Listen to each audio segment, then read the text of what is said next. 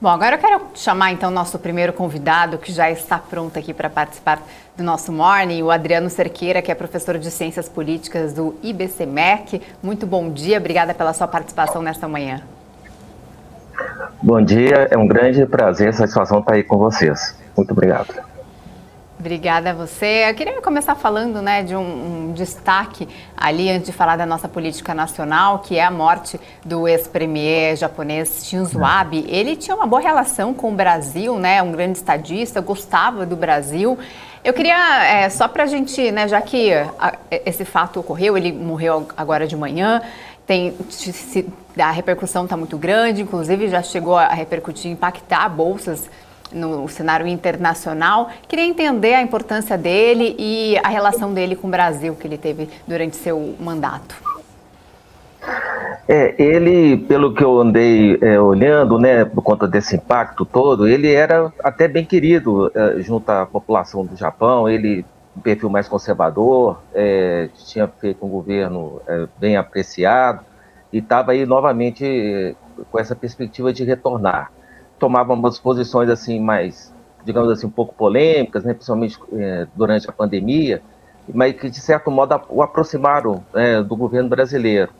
E esse evento é importante para ressaltar como que uma eleição, um período eleitoral, as emoções ficam extremamente elevadas, e mesmo países aparentemente muito estáveis, muito contidos emocionalmente, como a gente geralmente pensa que o Japão esse tipo de evento, infelizmente, acaba acontecendo. Então, política é uma coisa realmente muito perigosa, e eventos terríveis como esse afetam profundamente a ideia, de uma estabilidade, de uma certeza, e aí, claro, o mercado de ações, as bolsas, refletem muito esse tipo de estabilidade e segurança. Professor, agora relacionando um pouco essa questão, a gente viu que ele estava fazendo um discurso político quando sofreu esse atentado. A gente está vivendo uma época de acirramento de discursos políticos, acirramento de conflitos, inclusive provocados pelo debate político. A gente entende que o debate político deveria ser construtivo, ser um debate de ideias, um debate ali de posições, independentemente de ser contrárias. Porém, o que a gente tem visto nos últimos tempos de repente, ali uma saída de todo esse ambiente um pouco mais democrático, indo para uma questão um pouco mais bélica ali, uma questão mais de um confronto, um conflito, que chega, inclusive, a algumas vias de fato, como a gente tem visto. Como que o senhor interpreta essa escalada de conflitos, essa escalada de confrontos do ambiente político que anteriormente era um debate de ideias, era um debate um pouco mais, digamos assim, polido e diplomático? Como que o senhor avalia essa questão e até nesse ambiente onde um político chega até a morrer diante de um atentado? Uhum. A ciência política, ela tem vários estudos, e são casos mundiais, não é específico a este ou aquele país, em que fica muito claro que períodos eleitorais há uma racionalidade muito mais gerida por parte de partidos e candidatos que vejam a melhor forma de manipular, mobilizar o eleitorado em termos emocionais.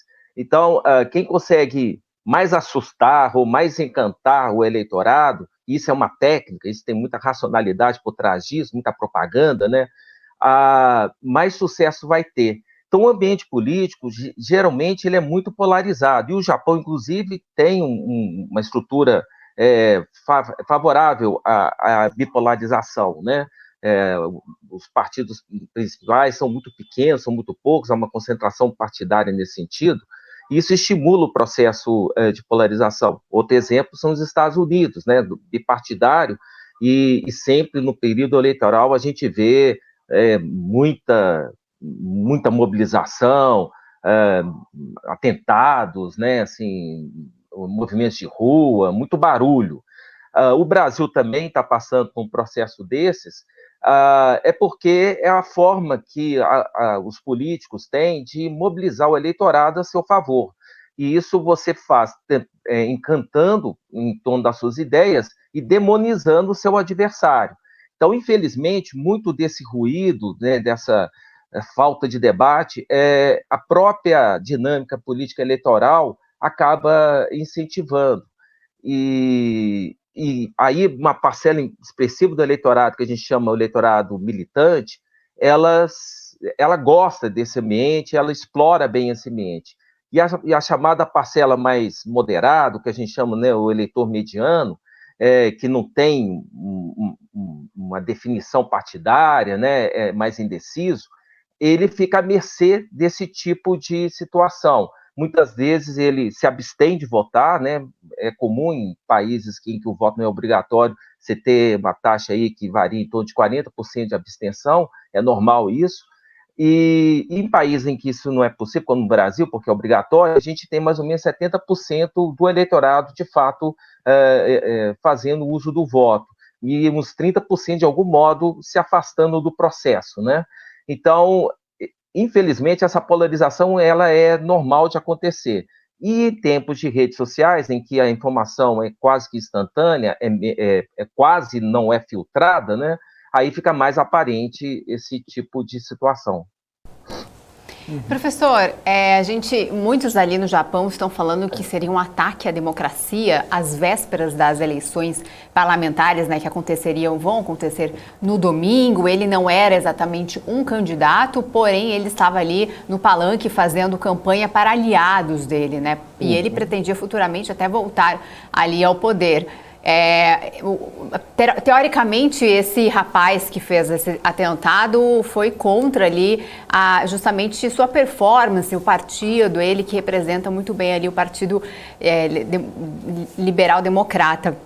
A gente viu algo parecido também nas eleições de 2018 com a facada do presidente Jair Bolsonaro. Dá para comparar essas duas situações? A comparação assim, mais evidente é esse fato da política mobilizar paixões, né, e gerar eventos violentos como o que o Jair Bolsonaro sofreu. Por muito pouco ele não morreu, né? Se tivesse atrasado um pouquinho o atendimento dele, ele, né, estaria morto. Então é um evento grave que atingiu um candidato à presidência. A gente já viu isso acontecendo em outros países. E agora no Japão, uma liderança como essa, né, e sofrer esse tipo de atentado, é exatamente para mostrar como que eventos políticos, como a eleição, são extremamente graves, assim, emocionais, e tem que, sim, tomar muito cuidado, porque numa situação dessas, claro que as crenças na democracia, né, no valor da disputa mais civilizada, em torno de ideias e propostas, acaba sendo bastante abalada. Então, a reação em favor de uma rápida apuração e devida punição aos responsáveis é muito importante para gerar um ambiente mais favorável, né, de maior confiança na dinâmica democrática eleitoral. Tá certo. Professor, mudando um pouco de assunto, né, trazendo o debate um pouco mais aqui para o Brasil, a gente viu ontem aquela PEC dos benefícios sendo adiada na Câmara por conta de falta de quórum, praticamente, para conseguir aprovar com mais tranquilidade, né? O governo tenta mobilizar, tenta acelerar, inclusive, o processo de votação para poder liberar o benefício mais rapidamente para a população, enquanto a oposição tenta frear de alguma forma, modificar o texto, adiar, criar empecilhos, pensando também, né, dizem que é na questão mais fiscal, no que o governo pode deixar, né, de herança fiscal para os próximos governos, seja o governo Bolsonaro ou seja um outro governo, né? Como que você avalia essa discussão, esse debate, né? Porque a gente está às vésperas da eleição e a gente tem uma questão econômica muito importante, muito forte, sendo colocada em debate neste momento, né? Independentemente de quem está em primeiro, quem está em segundo, é uma questão bastante importante, porque a economia do Brasil está ainda sofrendo alguns solavancos aí, ainda a herança de tudo que a gente passou ali por conta da pandemia. Mas como que você vê essa questão, né, esse debate, essa oposição, né, de ideias e de pensamentos nesse sentido dessa proposta que está sendo debatida lá no Congresso, professor? A chamada PEC da bondade, né, ela é interessante porque, apesar de ser uma iniciativa que, no primeiro momento, de fato, favorece o governo, por várias razões, gera uma perspectiva de rápido auxílio a quem sofreu muito os impactos, né, das medidas feitas contra a pandemia. Por outro lado, ajuda o governo também porque ele mostra uma sensibilidade social. Olha, a gente está se esforçando para amparar as pessoas que passaram por várias dificuldades sociais, etc. E o aumento do Auxílio Brasil impactou diretamente sobre a oposição, que ficou meio sem como trabalhar com essa questão da PEC. Tanto que no Senado ela foi amplamente aprovada. Só um senador, né, o José Serra, que votou contra ela. Mesmo a oposição em bloco votou favorável à aprovação da PEC. O que aconteceu ontem é que estamos já em julho, né, praticamente próximo do recesso parlamentar, quinta-feira não é um bom dia para ter votação que precisa de tantos deputados, né? A aprovação da PEC é de 3/5. Então, a ideia do adiamento para terça-feira foi para garantir, talvez, as melhores condições de aprovação. Tudo indica que deve ser aprovada sim. Esse adiamento ajuda a oposição na medida que retira espaço para o governo ver os efeitos mais imediatos dessas medidas em termos eleitorais. Mas, com certeza, o calendário eleitoral é decisivo no entendimento dessa PEC, inclusive na sua promulgação, que deve acontecer mesmo, e contando, inclusive, com o apoio da oposição, porque eles não querem passar um recado de que não estão preocupados, né, com quem sofreu bastante os efeitos, né, da pandemia. Apesar de sabermos que provavelmente vai passar aí na semana que vem, a gente conversou com o deputado federal líder do governo, Ricardo Barros. Ele havia dito que, com muita certeza, que ontem mesmo iria conseguir realizar os 2 turnos, já iria passar o texto, a proposta, e já semana que vem já iria fazer a promulgação, porém isso não ocorreu. Arthur Lira acabou adiando. Você acredita que faltou? O governo tinha muita certeza, porém a gente vê também um esforço de Arthur Lira de tentar trocar o relator. Isso significa a dificuldade que ele tem ali de articular? O que faltou? O que aconteceu? O governo não previa que isso poderia acontecer? Eles estavam muito certos já que iam conseguir realizar tudo ontem. Eles estão com dificuldade? Não, com certeza estão. Você aprovar uma PEC é muito estressante, né? Você tem que mobilizar 3/5 das 2 casas em 2 turnos de votação seguidas. Então você tem que garantir um número grande de deputados confiáveis que votarão a favor, no caso da Câmara dos Deputados. É um esforço grande, de 308 votos.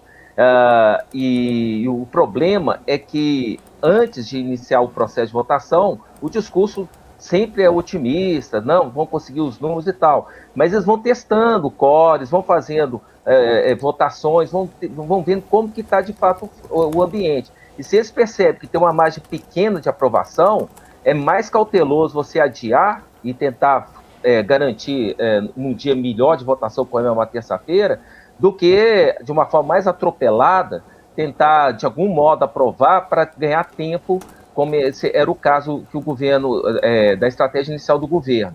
Então, isso é comum de acontecer dentro da Câmara. Quem está nesse esforço de mobilização está sempre muito preocupado com a garantia dos números. E quinta-feira você tem uma janela muito pequena para conseguir segurar os deputados, porque vai chegando o período da tarde, muitos já estão retornando, né? Ainda mais em época eleitoral, como vai ser esse. Então, votar em julho é muito difícil, ainda mais uma PEC. Provavelmente eles devem estar mais seguros que na terça-feira vão conseguir um número suficiente. É isso que a gente consegue perceber dessas movimentações. Professor, agora a gente tem falado bastante, né? Não é de agora, nos últimos anos, de várias propostas de emenda à Constituição. A gente lembra que a Constituição é de 1988.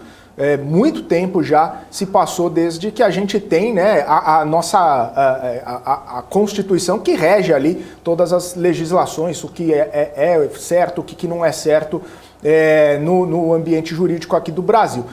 A minha pergunta para o senhor é a seguinte, por que fazer tantas emendas à Constituição ao invés de repente, propor uma nova Constituição, um novo debate, uma nova Constituinte, ou pelo menos fazer por partes, né? Porque de tantas emendas em emendas, isso acaba trazendo uma grande dificuldade, inclusive, da população e até mesmo das pessoas mais, dos constitucionalistas, digamos assim, né? Dos juristas constitucionalistas, de saber exatamente o que é, o que não é, interpretar as novidades, as mudanças, as alterações.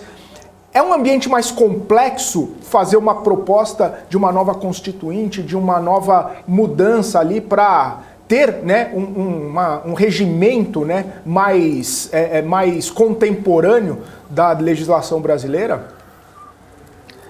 Pois eu acho que o povo que foi sábio foram os americanos, né, que fizeram uma Constituição muito pequena, né, muito contida, e aí dando mais margem de ação, né, para os deputados, enfim, para os legisladores. Aqui no Brasil, na Constituição de 88, se optou por fazer uma Constituição muito ampla, com uma série de artigos, e isso acabou incentivando o que hoje se diz muito, que é o ativismo jurídico, ou seja, toda disputa política, você vê que, dependendo da interpretação feita, você pode acionar a Suprema Corte Brasileira, que é o STF, e dependendo do entendimento, né, dos ministros da Corte, eles podem, de fato, entrar, né, a aceitar essa interferência. Quanto mais ampla for a Constituição em termos de artigos, direitos, enfim, mais ativo será a Suprema Corte. Ela vai poder legislar uma série de instâncias da sociedade. Por outro lado, a Constituição de 88 foi um amálgama, né, de questões político-ideológicas as mais diversas, e a governabilidade dela é baixa, né? Todo presidente, quando senta na cadeira presidencial, vê a enorme dificuldade que é gerir recursos para fazer uma política mais coerente. Então, eles sempre vão buscar fazer alguma proposta de alteração constitucional para flexibilizar melhor a sua capacidade de governo. Só que isso gera um enorme desgaste político. Quase todos os presidentes, de fato, investiram em reformas constitucionais. Quem mais conseguiu sucesso nisso foi Fernando Henrique Cardoso. Lula, talvez prevendo as dificuldades que ele teria, né, por conta de uma alteração constitucional, ele foi um governo pouco legado, né, a questões de reforma constitucional, justamente por conta do desgaste político que você sofre com isso. E, novamente, a gente viu com o Temer e agora com o Bolsonaro essa tentativa de fazer emendas constitucionais ou reformas visando flexibilizar melhor a economia. A gente tem um problema fiscal terrível no Brasil, né? A reforma fiscal, a gente vê que é uma agenda que está há 30 anos sendo debatida, mas não indo, de fato, à frente, porque envolve questões constitucionais, envolve o próprio sistema federativo brasileiro, né? E, evidentemente, um entendimento amplo para conseguir fazer isso é muito difícil. E, finalmente, eu não sei se a melhor forma é convocar uma nova Constituição, porque ninguém sabe que monstro será criado depois disso, né? Você vai levantar tanta expectativa, tanta demanda, que pode ter uma Constituição ainda muito mais complexa que essa que a gente vive. Então, acho que o meio político morre de medo de uma nova Constituição. Agora, saindo um pouquinho da disputa presidencial, indo para os estados, a gente viu ali quase que uma dança das cadeiras em relação à escolha de Gilberto Kassab, que havia sinalizado que poderia apoiar Haddad junto com França. A França agora sinaliza que vai para o Senado. Haddad agora oficializa seu apoio a Tarcísio de Freitas. O que seria essa mudança de apoio? Ele acredita que Tarcísio teria mais chances ou ele já visa algo no futuro ali em alguma posição até no estado de São Paulo, né? Qual que é a sua opinião? O Gilberto Kassab, ele é o famoso político hábil de bastidores, né? Ele está sempre conversando muito com pessoas influentes no meio, e ele tem uma ideia, mais ou menos, de como está indo e navegando a política.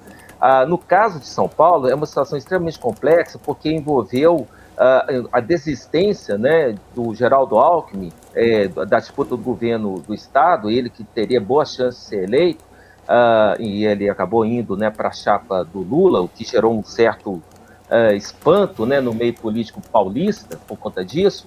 Então, isso tudo abriu muito caminho para que novos atores, né, na centro-esquerda, tentassem ocupar esse espaço aí, e também na centro-direita, né, que o Geraldo Alckmin deixou. A desistência do Márcio França, eu acho que, em parte, é para tentar fortalecer a possibilidade do Haddad ser eleito. Por outro lado, o Gilberto Kassab, em termos regionais, deve ter percebido que a melhor opção para ele seria apostar na candidatura do Tarcísio, porque ele realmente tem um grande potencial de crescimento, ele é pouco conhecido ainda pelo eleitorado, ele tem muito o que mostrar em termos da atuação dele no Ministério, tem, claro, né, os aliados do Bolsonaro que são fortes o suficiente para empurrar a sua candidatura. Então, tudo indica que a disputa de São Paulo vai ficar entre Haddad e também agora, né, o Tarcísio. Então, essa polarização em São Paulo está meio que repercutindo a polarização nacional, porque São Paulo vai ser decisivo para a definição do futuro presidente da República. Quem ganhar em São Paulo provavelmente vai ter uma grande chance de sair vencedor no pleito nacional.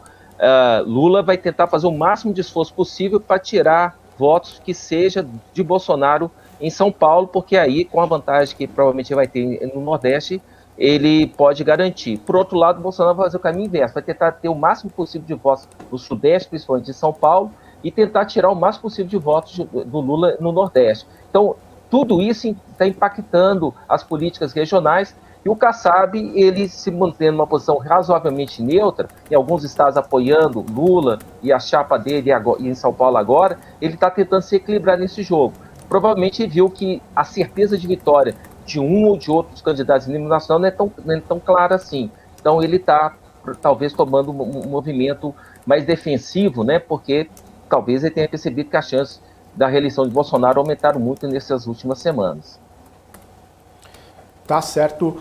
Professor, e aí, a gente falou especificamente de São Paulo, mas aí buscando um pouco abrir esse cenário de apoios nos estados, a gente vê uma mobilização bastante forte em Minas Gerais, no Rio de Janeiro, até mesmo o ex-presidente Lula foi ao Rio de Janeiro ontem, subiu num palanque, mas ele tem praticamente dois palanques, né? Aquela questão de dois candidatos a senadores na mesma chapa ali, disputando, que não é uma coisa comum, né? Geralmente há uma unidade em torno de um nome só.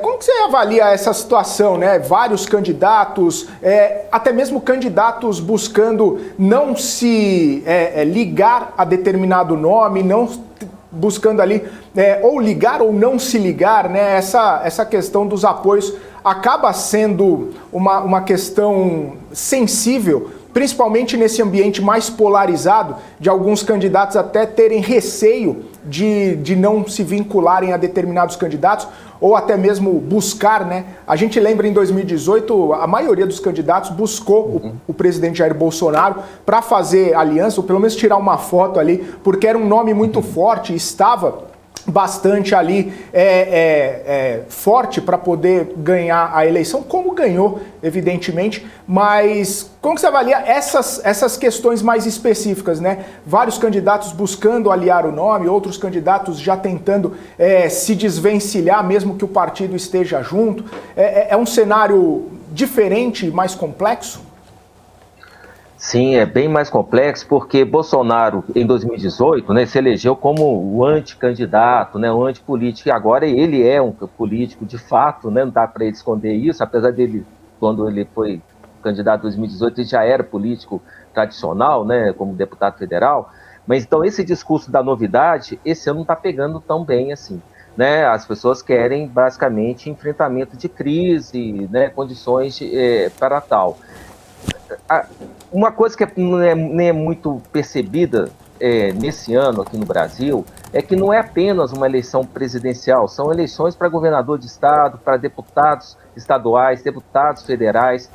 Senado, né, uma parte do Senado, vai ser um só senador que vai ser eleito agora, e toda a estrutura partidária brasileira está passando por uma reestruturação, por uma mudança, novas legendas estão surgindo com força, antigas perderam poder político de fato que tinham anteriormente. Tudo isso está sendo trabalhado nas eleições. Então, muito importante para a política nacional são os palanques estaduais. E os palanques estaduais seguem uma dinâmica, não necessariamente a mesma da dinâmica presidencial.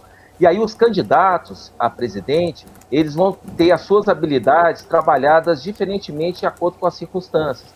Então, em Minas, por exemplo, um candidato que é atualmente o governador, ele, por ser muito conhecido no estado e ter uma boa avaliação, ele pode, de certo modo, esconder os apoios dele. Mas quem está, por outro lado, querendo ter chance de disputar contra o governador, e que é pouco conhecido no estado, ele precisa do apoio de um candidato a presidente mais conhecido dentro do estado. Então, assim, a gente vê esse tipo de situação acontecendo em vários estados, né? E candidatos pouco conhecidos, eles têm, na polarização nacional, a chance de impulsionar a sua candidatura. E, nesse sentido, o apoio, seja de Bolsonaro ou de Lula, a eles, vai ser extremamente relevante. Por outro lado, quem já é mais conhecido pode expressar um pouco esse apoio direto e pode explorar a rejeição, porque toda polarização gera uma igual rejeição, né? Então, quem é mais conhecido vai usar a rejeição contra aquele que está querendo crescer. Então, esse tipo de situação é normal de acontecer, né?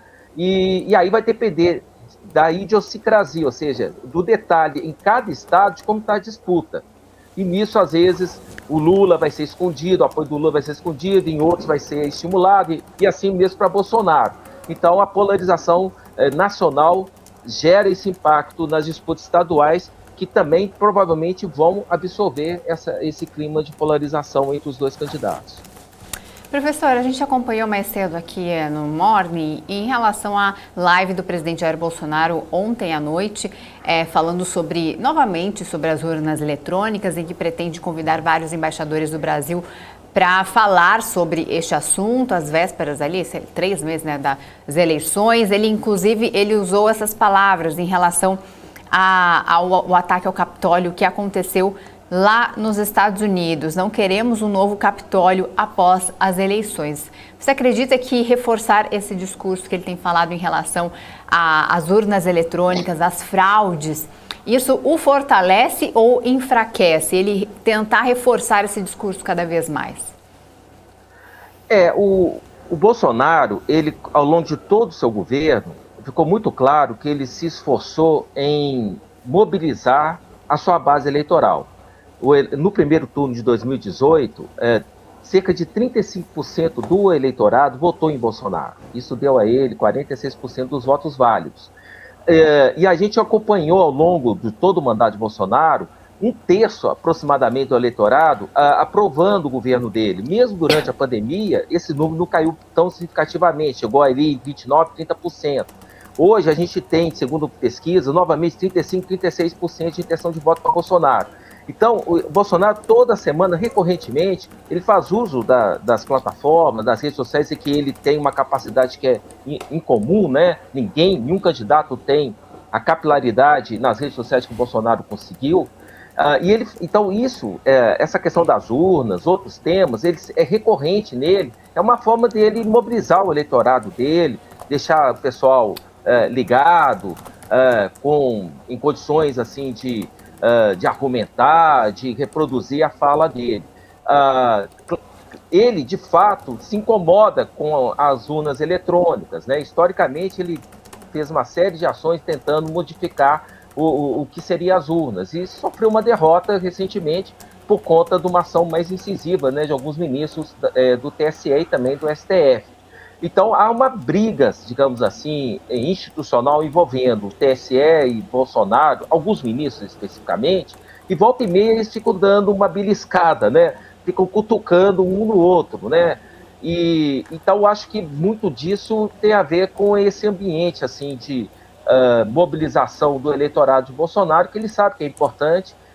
Ele não faz isso gratuitamente, né? Ele sabe que é importante não perder essa base dele, que sustentou ele durante o governo, impediu que várias propostas de impeachment vingassem, né? Não dessem em nada, e hoje ele está forte, né? Na disputa eleitoral. Então, esse acirramento deve continuar. Tá certo, professor. Muito obrigado pela sua participação aqui no Morning News.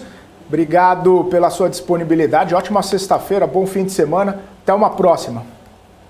Muito obrigado, foi um grande prazer. Ótimo fim de semana também. Ótimo trabalho. Muito obrigado.